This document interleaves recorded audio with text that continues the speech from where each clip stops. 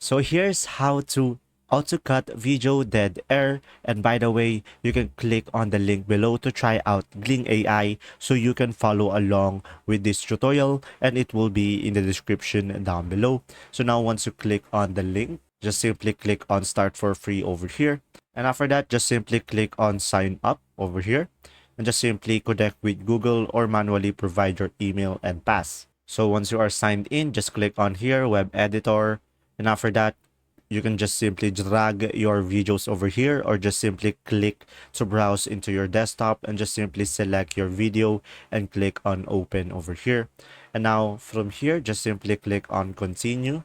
And now from here, guys, as you can see, you will have here 4 options. So this is all of the features that Gling AI has to offer. So guys, make sure to check this one, cut silences. So as you can see, it will automatically remove silent moment from your video. And after that, you can toggle the others as well based on your preferences. But on this video, we'll be focusing on the dead air. So let's just click on this and click on enhance and edit. And from here, just simply wait for it to load up.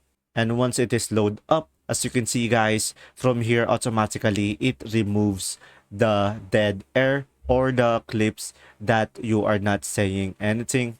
And after that, you can just simply go ahead and check it. And if you want to adjust, you can just simply click on the video, and from here just go to the end, and from here just simply drag it to adjust it. Where do you want to cut? As you can see, it is cutting over here, and from there you should be able to play the clip and you should be able to review it. If you want to uncut a specific clip, just simply right click on it and you should have an option here, uncut. And from here, when you play the video, it will include the silent part. And as you can see, it will play smoothly as is.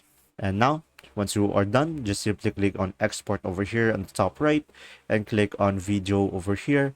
And after that, just simply select a location and save it into your computer. And there you go. If this video was helpful, please like and subscribe, and thanks for watching.